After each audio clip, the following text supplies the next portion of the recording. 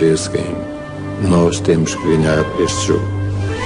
Ao longo da história, o Benfica conquistou inúmeros campeonatos. Mas o que aconteceu em 72-73 não foi apenas mais um título. Foi um ano inteiro em estado de graça. Quando os jogadores subiam ao relevado, o público já pressentia. Aquela equipa não sabia perder. Eu, num exercício de benfiquismo, costumo dizer qualquer coisa como isto: José Henrique, Artur, Humberto, Rui Rodrigues e Adolfo, Vítor Martins, Tony Simões, Nené, Eusébio, Artur Jorge. E para se perceber que isto não é, eu até repito: José Henrique, Artur, Humberto, Rui Rodrigues e Adolfo, Vítor Martins, Tony Simões, Nené, Eusébio, Artur Jorge. Só é possível dizer isto assim quem sentiu intensamente este período. São momentos, quer dizer, que nós vivemos com grande intensidade, e os adeptos numa comunhão realmente perfeita. São sempre marcos que ficam nas nossas carreiras e que a gente, por mais que queira esquecer, a gente não vai esquecer. Foi contra tudo e contra todos. Como o Benfica hoje luta. O Benfica hoje não luta só com uma equipa, luta com todos. O campeonato invicto, hoje, quando olhamos para ele, parece uma coisa de outra galáxia. Uma coisa que, como é possível, quase utópica nos dias de hoje. Ainda hoje, passados estes anos todos, nós estamos a falar desse campeonato sem derrotas. A saga do campeonato invicto começa em setembro de 72. O Benfica recebe o Leixões na melhor fase de sempre da equipa do Mar, mas a vitória é esmagadora. O Leixões tinha tradicionalmente, era uma equipa boa, e onde pontificavam nessa altura os bebés de Matosinhos. E a grande dificuldade que nós tínhamos nessa altura era tentar desbravar o terreno que tínhamos pela frente, normalmente com as equipas muito fechadas quando se jogavam à luz, e que depois de marcado o primeiro golo as coisas e então se o segundo surgia mais rápido. Esse ano foi um pouco cheio de goleadas. Nós nessa época ultrapassámos os 100 golos. We must win this game. Nós temos que ganhar este jogo. 6-0 ao Leixões podia ser apenas aquilo a que se chama um bom começo, mas as jornadas seguintes confirmam o poder avassalador do ataque encarnado. Marcou 101 golos. 101. E sofreu 13. Isto é espantoso. Isto é histórico. O que é histórico no futebol, fazer tantos golos em menos jogos que se joga agora. E porque de facto o Benfica tinha uma força do meio campo para a frente extraordinária, tinha tanta arte e tanto talento que era quase impossível pararmos. Em 72-73 as partidas são disputadas praticamente em sentido único, com o Benfica a atacar e os adversários a tentar defender-se da melhor forma. O guarda-redes encarnado é frequentemente pouco mais que um espectador. Muitas das vezes eram os próprios defesas que me davam uma bola de propósito para eu agarrar ou pastar, porque eu não tinha nada que fazer, mas brincávamos uns com os outros. E eu dizia: passa uma bola que eu estou frio. E depois de vez em quando lá me passava uma bola para eu estar ou para agarrar. Portanto, a diferença às vezes era grande, não se passava de meio campo. Marca o Eusébio.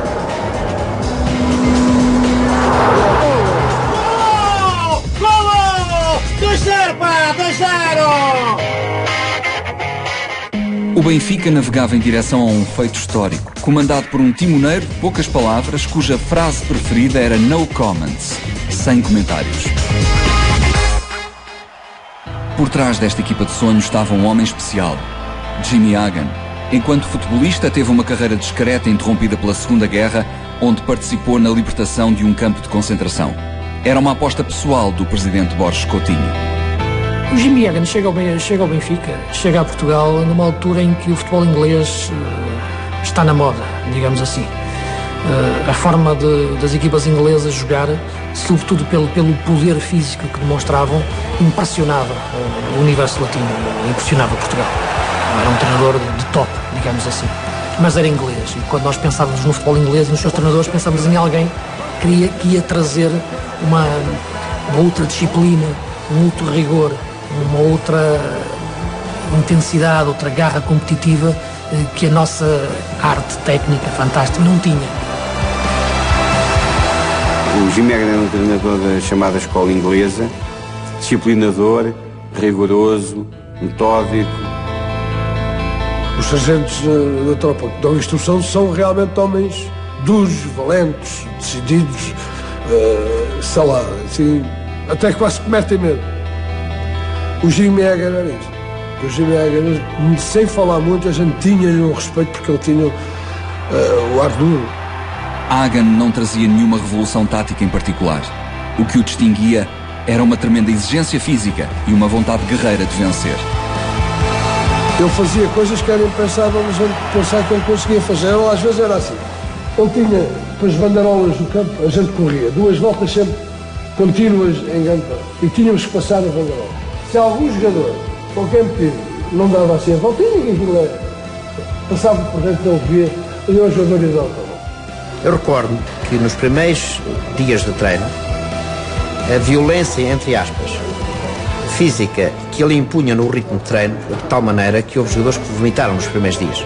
Eu lembro-me, por exemplo, dos treinos que fazíamos no Estádio da Luz, em que um dos treinos era subir o 3º anel.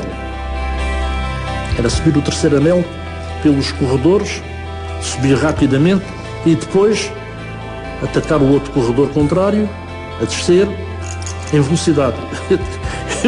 Eu estava a ver qual era o dia que saíamos voando para o 3º anel e aterrávamos no relevado. Ele corria à nossa frente, portanto eu tinha já uma idade avançada e ele era o primeiro a começar a correr.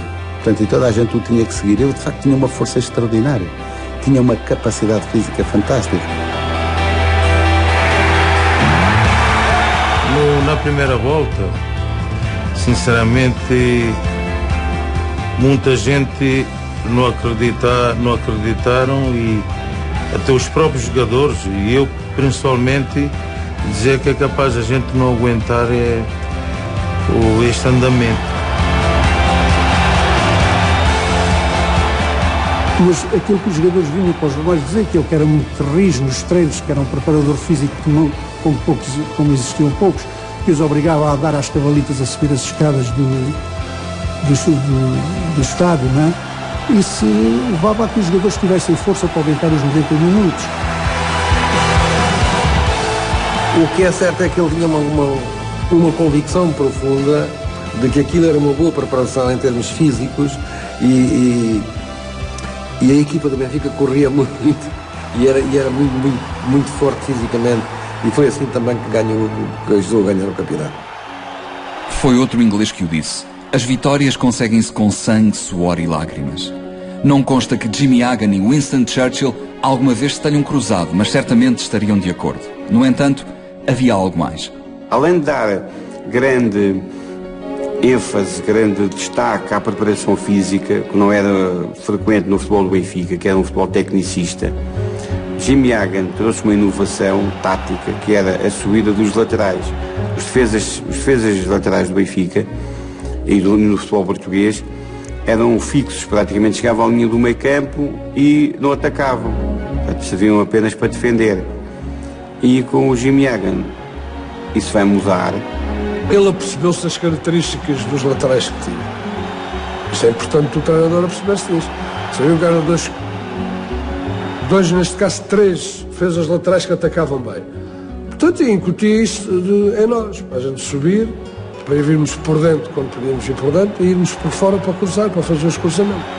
O Hagan realmente explorava muito bem o jogo de extremos e tinha na equipa do Benfica os melhores extremos do futebol português. Hagan e o Benfica viveram um casamento de sonho. 3 anos, 3 campeonatos e nenhuma só derrota consentida na Luz. Era um inglês, muito flagmático, típico, isto é, falava pouco. Ficou célebre, aliás, com Jimmy Hagan, aquela sua asserção sempre lacónica, quando alguns jornalistas faziam uma pergunta, ele dizia no comments. No comments. Afinal, o futebol fala por si. E no caso de Jimmy Hagan, o futebol do seu Benfica deixava-nos mesmo sem palavras. Ele começava sempre as palestras com esta frase: We must win this game. Nós temos que ganhar este jogo. Dava a constituição da equipa com os papelinhos que faziam umas bolinhas de papel, dizia a equipa toda, e depois dizia 4 frases: good shoot, good passe, good golos e good light. Boa sorte. Pronto, estava a preleção feita. Estava a tática dada. E às vezes, portanto, havia jogadores, mas isso era só isso. Para que é mais? O que ele tinha que falar era durante a semana. E naquele tempo, como não se falava muito da equipa adversária, não se fazia esse estudo que se faz agora no adversário. O preocupante, o que o treinador se preocupava mais, era se a equipe estava estável, se os jogadores estavam bem, se não havia lesões, durante a semana. E fazer os treinos normais que ele fazia. Dos livros, marcação dos livros, uma ou outra jogada que a gente às vezes gostava de fazer, façam. E acabou. Depois da hora do jogo não havia mais conversa, se jogas aqui, se atacas ali, se marcas o outro, se tens que fazer este corredor, se tens que vir aqui fechar quando perdemos a bola, nada disso. O que é que ele conseguiu fazer no Benfica nessa altura foi transmitir a força física ao futebol técnico que nós tínhamos, portanto a força física do futebol inglês, portanto a capacidade de se jogar para a frente, portanto se jogar em profundidade e com a técnica a técnica latina e a técnica do jogador português. O Jimmy Águia foi das melhores coisas que passaram pelo Benfica, não como treinador, porque o Jimmy Águia como treinador pouco sabia, mas como preparador físico e como homem foi das melhores coisas que passaram pelo Benfica. Portanto, ele conseguiu dotar os jogadores individualmente e a equipa em si de uma capacidade física extraordinária, em que nós tínhamos a certeza que as outras equipas, quando faltavam 15, 20 minutos para terminar o jogo, já não nos conseguiam acompanhar. Foi um homem que marcou o Benfica, sem dúvida, e que, sobretudo, fez sentir a todos nós que não há limite naquilo que nós podemos fazer para com o clube. Após 4 jornadas, os números falavam por si. 3-1 ao Boa Vista, 9-0 ao Beira-Mar, 4-0 à União de Coimbra, mas nada podia estar garantido numa altura tão precoce da época. Afinal, o Benfica seguia na liderança lado a lado com Belenenses e Sporting, um trio que contava todos os jogos por vitórias. E vinha aí o derby. Foi um resultado muito importante porque até à 5ª jornada os dois clubes tinham 4 jogos e 4 vitórias, estavam em igualdade pontual, e foi quando o Benfica se isolou na frente do campeonato até ao seu final. 1-0 a favor do Benfica. Os jogos Benfica Sport são sempre diferentes de todos os outros, porque não é pelo facto de uma das equipas estar melhor que a outra que vai ganhar. Sabemos que há muitas condicionantes para todos os atletas que participam nesses jogos. Mas o Benfica, como vinha de uma série de vitórias folgadas, acabou também por ter uma vitória folgada com o Sporting por 4-1, com 4 golos do Eusébio. Eu lembro-me de ter falado com o Eusébio.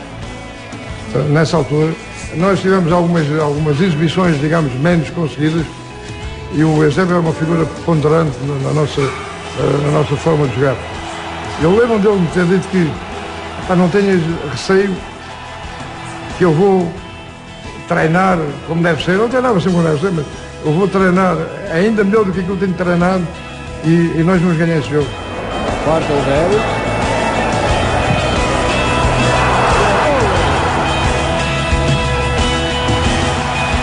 O jogo com o Sporting foi um jogo extraordinário para o Benfica, mas principalmente para o Eusébio, porque marcou 4 golos. Os 4 golos do Benfica foram marcados por Eusébio, 4 golos excelentes e em particular um golo em que o Eusébio finta mais de meia equipa do Sporting. É uma jogada impressionante, em que o Eusébio ganha a bola no meio campo do Benfica e que depois a bola só para no fundo da baliza.